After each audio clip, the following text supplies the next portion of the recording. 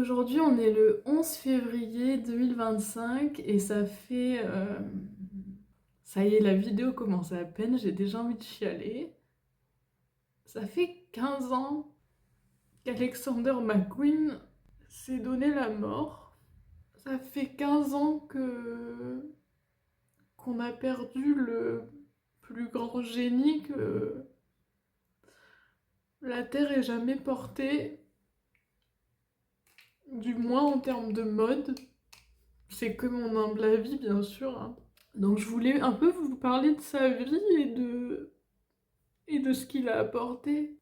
Donc Alexander McQueen, il est né le 17 mars 1969 dans une famille plutôt modeste originaire d'Écosse. Ils vivent à Stratford, donc dans l'est de Londres. Et son père, lui, il est chauffeur de taxi. Et sa mère était professeure d'histoire sociale, donc elle était extrêmement passionnée par tout ce qui était récit historique et un peu recontextualisation de l'histoire, comment elle s'était réellement passée, selon le point de vue du peuple et pas selon le point de vue des castes dominantes, on va dire.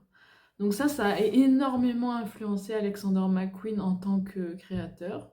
Donc lui, il faut savoir que c'est le plus jeune d'une fratrie de 6 enfants. Son enfance a été assez difficile parce qu'il était en conflit avec son père qui acceptait pas son orientation sexuelle. Son père, il acceptait pas du tout son attrait pour la mode, qu'il estimait comme quelque chose d'extrêmement féminin.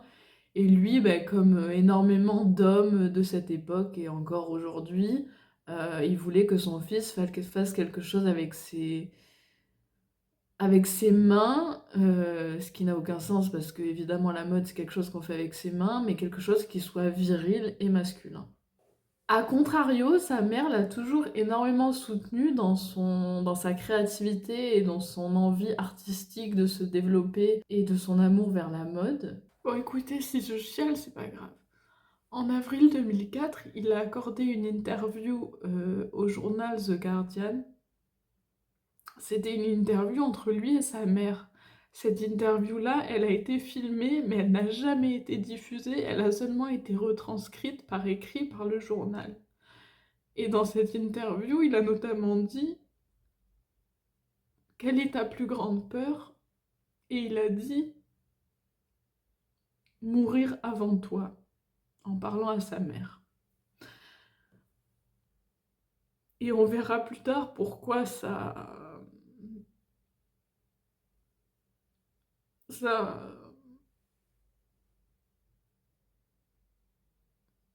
mais ça me brise le cœur en fait. Alors ses débuts dans la mode, ils sont assez originaux parce qu'il décide de quitter ses études à partir de 16 ans pour devenir tailleur à Savile Row. Donc Savile Row, c'est une avenue à Londres où il y a les plus grands tailleurs du monde. C'est là où sont confectionnés par exemple les costumes pour la famille royale, pour les soldats de la garde royale, etc., etc. Donc il devient apprenti tailleur chez Anderson et Shepherd, puis Gives and Oaks.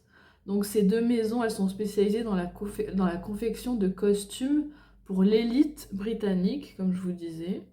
Donc en fait, c'est de là, de cette expérience-là, dont lui vient cette expertise vraiment absolument incroyable pour le tailoring et pour le fitting des vêtements. Il a vraiment un œil... il pouvait pas avoir meilleure école en fait pour savoir comment tailler un vêtement. Il y a une anecdote que j'adore à propos d'Alexander McQueen, c'était lorsqu'il travaillait à Savile Row justement. Il travaillait sur une veste qui était destinée donc à l'élite britannique et dans la doublure de cette veste, il aurait écrit I am a cunt à l'intérieur, donc je suis un connard. Et ça marquait déjà son esprit extrêmement rebelle envers les élites et envers le pouvoir dominant en fait. Donc après être passé par Savile Row, il part pour Milan et il travaille brièvement pour Romeo Gigli, ou Gigli, je sais pas comment ça se prononce. Et cet homme-là, il est très important, on le connaît pas très bien, mais c'est un créateur italien qui est né en 1949 et qui est connu donc pour son style romantique très marqué dans les années 80 et 90, et c'est un peu le précurseur du minimalisme des années 90. Il s'inspire notamment de l'histoire de l'art, des voyages, de l'Antiquité, etc. Il s'oppose un peu à ces formes très rigides, vous savez, les épaules larges, très carrées des années 80, et il va vers quelque chose de beaucoup plus fluide, de beaucoup plus romantique, quelque chose de bohème et raffiné. Donc il va avoir une énorme influence sur tous ces créateurs des années 90, que ce soit Helmut Lang, Anne de Meulemeester, Dries Van Noten ou encore Jill Sander. Donc c'est hyper intéressant parce qu'il a ce côté très rigide de ce qu'il a appris à Savile Row, donc Alexander McQueen. Il a appris vraiment comment bien tailler un vêtement, avoir des épaules bien, bien tailorées, avoir une taille bien marquée, avoir des vêtements qui taillent parfaitement. Et après, il a ce travail un peu plus dans le flou avec ce passage chez Romeo Gigli. Ensuite, il est de retour à Londres où il intègre la très prestigieuse école Central Saint Martins. Et son projet de fin d'études en 1992 s'intitule Jack the Ripper Stalks His Victims. Donc ça veut dire Jack l'Éventreur épie, harcèle. Donc Jack l'Éventreur harcèle ses victimes. C'est ça le thème de sa première collection post-graduate de Central Saint Martins. Cette collection-là, elle va attirer l'attention d'une certaine Isabella Blow, qui est une figure mais extrêmement importante de la mode à l'époque, donc dans les années 90, et elle décide d'acheter toute la collection d'Alexander McQueen. Vous vous rendez compte? Elle devient sa mentor, elle l'aide à lancer sa carrière sous son propre nom. Donc je vais revenir un bref instant sur cette collection Jack the Ripper. Donc comme son nom l'indique, Jack the Ripper Stalks His Victims s'est inspiré de donc, Jack l'Éventreur et des victimes qui étaient pour la plupart des prostituées. Donc en fait son idée c'était déjà d'être provocateur et d'être un peu dans la subversion des normes. Il voulait évoquer tout ce qui était violence, désir et le pouvoir à travers ses vêtements. On peut trouver des silhouettes hyper dramatiques inspirées de l'époque victorienne, avec des corsets. Il y a aussi un côté un peu fétichiste, avec du cuir, des lassages, des vêtements qui sont également déchirés. Donc en fait, après le rachat de toute sa collection par Isabella Blow, sa carrière, elle devient fulgurante, c'est-à-dire que comme c'est une femme extrêmement influente, elle va l'introduire auprès de Vogue, des magazines, etc. Elle devient sa muse et son mentor. Donc là, il commence à se faire un nom à Londres. Et à la base, lui, il s'appelle Lee McQueen, Lee Alexander McQueen, et elle lui dit, tu devrais changer ton nom et t'appeler Alexander McQueen, ce sera un peu plus sophistiqué, ce que je trouve absolument débile aujourd'hui, mais bon, passons.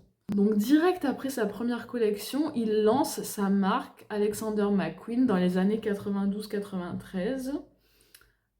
Donc Isabella Blow, à partir des années 93-95, elle va l'aider à organiser ses premiers défilés à Londres. Et dans la même veine que Jack the Ripper Stalks His Victims, on va avoir Highland Rape en 1995. C'est en référence à son pays d'origine qui est l'Écosse. Il faut savoir que Highland Rape, donc c'est le viol des Highlands, littéralement. C'est une des collections les plus polémiques d'Alexander McQueen, qui a énormément choqué la presse et le public parce qu'elle présente des vêtements déchirés, des modèles qui sont en train de tituber sur le catwalk avec une ambiance extrêmement théâtrale, extrêmement glauque, qui pourrait laisser croire à une glorification, à une romantisation du viol, en fait, tout simplement, et des violences sexuelles envers les femmes. Mais en fait, c'est pas du tout ce qu'a essayé de mettre en scène Alexander McQueen. En réalité, il dénonçait la violence coloniale que l'Écosse a subie, en fait. Cette violence que l'Écosse a subie de la part des Anglais au XVIIIe siècle, notamment après la bataille de Culloden de 1746. Je lis là parce que je connais pas tout par cœur, je suis pas Wikipédia, ok? Donc c'est une période où les clans écossais ont été persécutés et déplacés par les Britanniques. Donc c'est quelque chose qui a été vécu littéralement comme un viol. Et sans aucun doute, il y a eu des viols de la part d'Anglais sur des Écossaises, parce que c'est comme ça que ça se passe en temps de guerre, en temps général. Le viol est vraiment un moyen de domination qui est utilisé depuis des siècles et des siècles. Donc McQueen, évidemment, qui est d'origine écossaise, il a voulu mettre ça en scène à travers ses créations. Et il dénonçait aussi le contrôle politique et social imposé aux peuples dominés, donc de manière générale, et imposé aux femmes. En réalité, c'était un créateur, mais profondément, profondément féministe. Et montrer ça à l'œil du public à cette époque-là, mais c'était d'une violence extrême pour ces gens qui étaient hyper conservateurs et qui en fait ne comprenaient pas ce qui leur arrivait. Et le mec qui débarque, il te balance des femmes euh, complètement à l'agonie, dans des vêtements déchirés, comme si elles venaient de se faire agresser. Ils se sont dit, mais qu'est-ce que c'est que ça en fait? C'est qui ce fou? Donc dans cette collection, on va retrouver des pièces en tartan, donc le tartan qui est un emblème de l'Écosse, mais qui sont déchirées, donc ce qui représente bien la violence de l'Angleterre vis-à-vis de l'Écosse, et des uniformes arrachés de force. On a des jupes asymétriques et des corsets qui rappellent donc le mélange entre le féminin, mais aussi euh, la contrainte, en fait, la restriction. Et ce qui était aussi extrêmement marquant dans ce défilé, c'était le fait que les mannequins titubaient comme si elles venaient de sortir de la guerre et elles avaient des blessures, un peu comme si c'était des survivantes de guerre, quoi. Donc il y a eu énormément de critiques à cette époque, il y a beaucoup de gens qui disaient que Alexander McQueen mettait en scène les violences faites aux femmes, qu'il était profondément misogyne et qu'il était là uniquement pour choquer son public, alors que c'est complètement absurde. Ces gens-là n'ont absolument rien compris et sont passés totalement à côté du sous-texte. Donc là, on est en 1995 et les choses s'accélèrent déjà puisqu'en 1996, il est nommé directeur artistique de Givenchy, où il succède à John Galliano. Il faut savoir que John Galliano et Lee McQueen, c'était vraiment les deux créateurs des années 90, vraiment les deux génies de leur époque. Bien que Galliano soit très très polémique et je suis un peu moins fan de son travail que de celui de McQueen. Ce que McQueen va apporter à Givenchy, c'est une vision beaucoup plus dark et rebelle à cette maison de couture. Et il va dire quand même que son passage chez Givenchy, bien qu'il soit assez contraignant pour lui, ça lui a permis de gagner en notoriété et en savoir-faire technique, parce qu'il faut savoir que Givenchy, à l'époque, c'était une maison qui proposait également de la haute couture, et donc il avait accès à tous les métiers, les petites mains, les techniques auxquelles il ne pouvait pas avoir accès à la base. Donc pour la collection automne-hiver 1997 chez Givenchy qui s'appelle la dentelle noire, c'est une des premières collections à vraiment marquer l'univers d'Alexander McQueen chez Givenchy. Il joue avec la sensibilité, la vulnérabilité féminine, notamment avec des robes en dentelle noire, des silhouettes très féminines qui contrastent avec des éléments en cuir, des structures très rigides qu'on retrouvera chez Sarah Burton, qui est sa successeuse.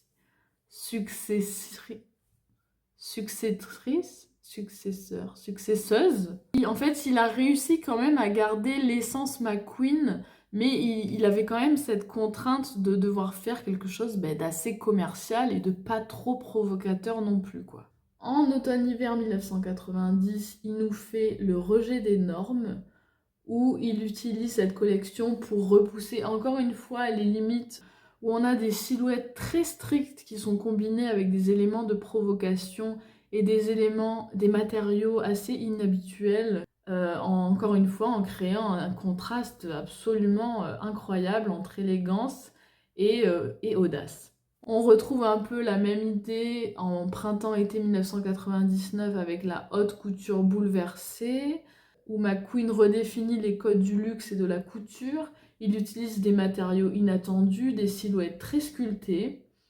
Les modèles portaient des robes aux formes géométriques et parfois avec des éléments futuristiques. Donc c'est à partir de là qu'on a vu qu'il s'intéressait à la mode futuristique et on verra que c'est quelque chose qui reviendra un peu plus tard. Mais du coup, pour moi, ces défilés les plus marquants, ce sont ceux qui ont été faits pour sa propre marque Alexander McQueen. Donc on a celle qui s'appelle The Birds du printemps-été 1995, qui est en référence aux oiseaux d'Alfred Hitchcock. Donc ce défilé, il a vu des modèles qui déambulent dans des robes qui rappellent la nature menaçante des oiseaux, avec des coiffures et des maquillages qui simulaient des plumes.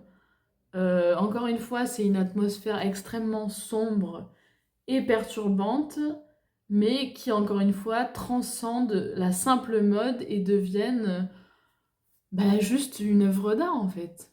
Ensuite, on a un de mes défilés préférés qui s'appelle Voss et qui est de l'automne-hiver 1998, qui est vraiment un des plus provocateurs d'Alexander McQueen. Voss est en fait présenté dans une énorme boîte en verre avec des mannequins vêtus de robes en peau et avec des masques un peu bizarres. Donc c'est un défilé qui va mettre en lumière le côté perturbant de McQueen et sa capacité à aborder des sujets comme la violence, l'isolement, la beauté dans des formes extrêmes. Et pour moi, ça parle surtout de violence psychologique en fait, de contraintes et de... Ça questionne un peu ce qu'est la véritable folie quelque part. On n'est plus dans le simple défilé, mais on est vraiment dans la performance, quoi. Ouais, il y avait ce côté vraiment enfermement, comme si elles étaient confinées, ces mannequins. Et donc à la fin, à la toute fin de ce défilé, il y a cette espèce de cage, enfin de cette boîte qui s'ouvre et qui expose un modèle qui est une femme grosse et qui est habillée de manière déstructurée et qui a l'air vraiment en souffrance. Et en fait, c'est une manière de montrer un peu le rejet des personnes qui correspondent pas aux normes sociales et à la beauté classique, mais c'est aussi une réflexion sur la souffrance et sur la condition humaine. Et pour moi, mais ce défilé,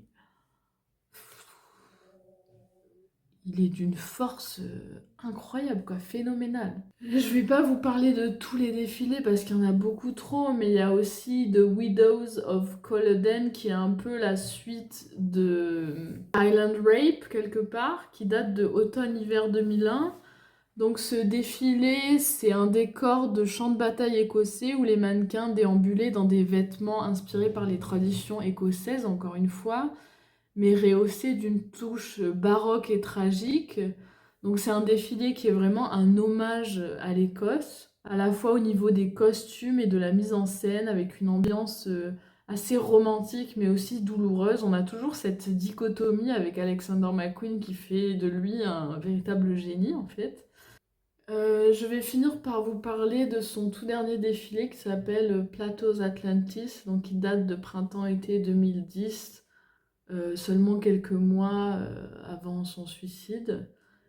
Euh,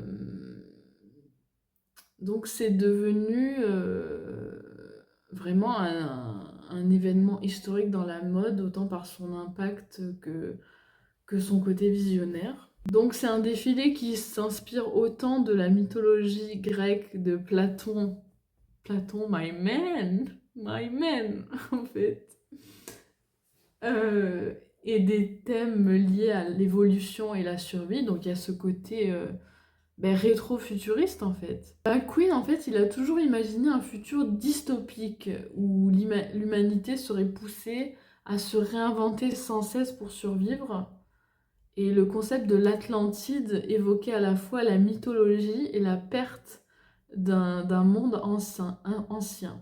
Donc dans la collection, on peut retrouver des vêtements très futuristes et sculpturaux, avec des matériaux innovants, des silhouettes décrites comme vraiment aliénesques d'un autre monde. Les robes étaient moulantes, avec des formes extrêmement géométriques, des détails qui évoquent les créatures marines, des animaux mythologiques. Les teintes étaient turquoise, corail, souvent associées aux profondeurs marines par exemple. Dans ce défilé-là, il repousse vraiment les limites de la créativité et de l'imagination.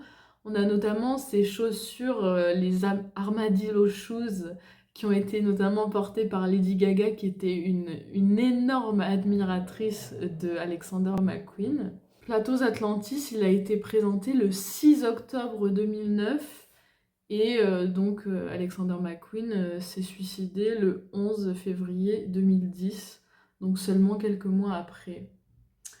Donc en fait, il faut savoir que dans sa tête, c'était déjà une sorte de testament, ce défilé, de sa vision artistique, de ce qu'il voulait laisser sur Terre, quoi. Pour remettre toutes les choses dans son contexte, il faut également savoir que donc Isabella Blow, qui l'a soutenue pendant toute sa carrière, mais avec qui il y a eu un peu des accrochages au fur et à mesure du temps, elle est décédée en mai 2007, donc ce qui a porté un premier coup à Alexander McQueen, ce qui est normal puisque c'est la personne qui l'a révélé, donc c'était une personne qui était extrêmement importante pour lui.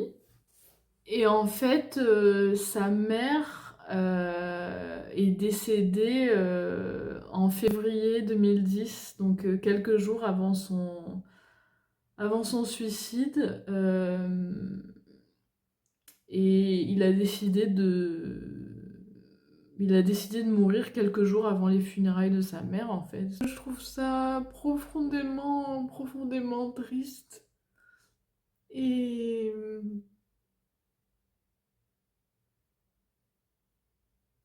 injuste que on n'ait pas su autant chérir ce génie qu'on avait eu, qu'on l'ait pas mieux pris en charge en fait, au niveau de sa santé mentale, et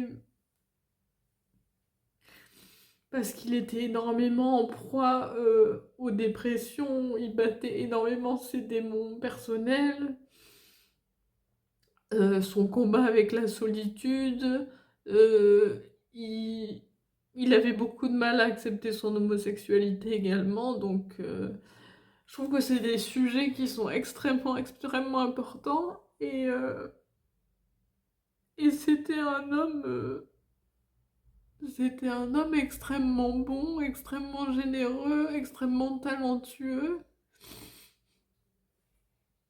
et je trouve que c'était important de lui rendre hommage aujourd'hui pour les 15 ans de sa mort, quoi. Donc voilà.